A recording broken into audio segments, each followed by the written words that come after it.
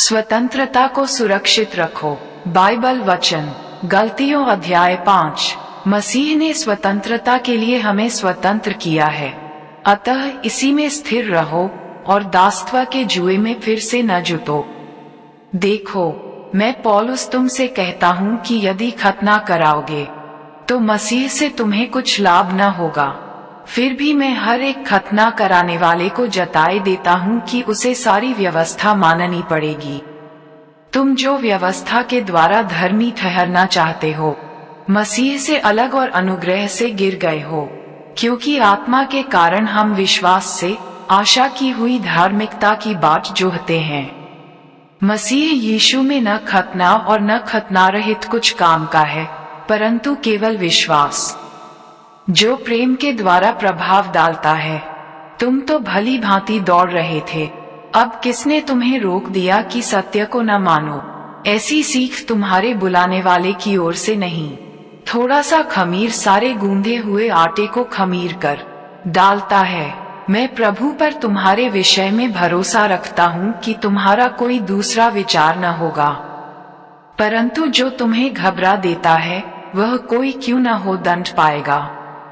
परंतु हे भाइयों, यदि मैं अब तक खतना का प्रचार करता हूँ तो क्यों अब तक सताया जाता हूँ?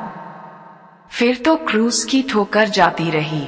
भला होता कि जो तुम्हें डावाडोल करते हैं वे अपना अंग ही काट डालते। हे भाइयों, तुम स्वतंत्र होने के लिए बुलाए गए हो, परंतु ऐसा न हो कि यह स्वतंत्रता शारीरिक कामों के लिए अवसर बने, वरन प्रेम से एक दूसरे के दास बनो। क्योंकि सारी व्यवस्था इस एक ही बात में पूरी हो जाती है, तू अपने पड़ोसी से अपने समान प्रेम रख।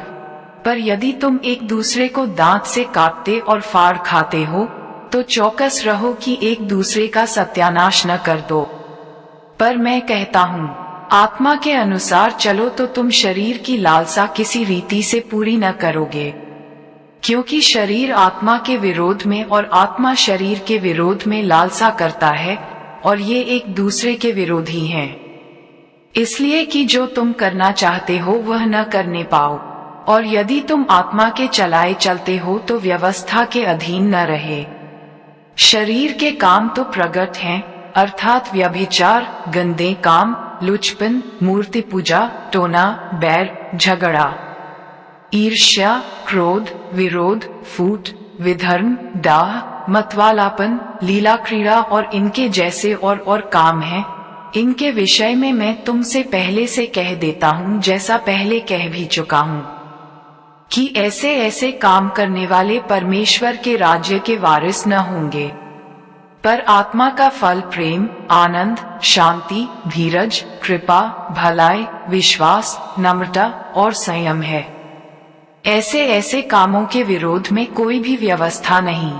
और जो मसीह यीशु के हैं, उन्होंने शरीर को उसकी लालसाओं और अभिलाषाओं समेत क्रूस पर चढ़ा दिया है। यदि हम आत्मा के द्वारा जीवित हैं तो आत्मा के अनुसार चलें भी। हम घमंडी होकर न एक दूसरे को छेड़ें और न एक दूसरे से डाह करें। परमेश्वर आपको पढ़ेगा वचन से आशीष दे। हमारी तरफ से आप सभी भाइयों को जय मसीह की।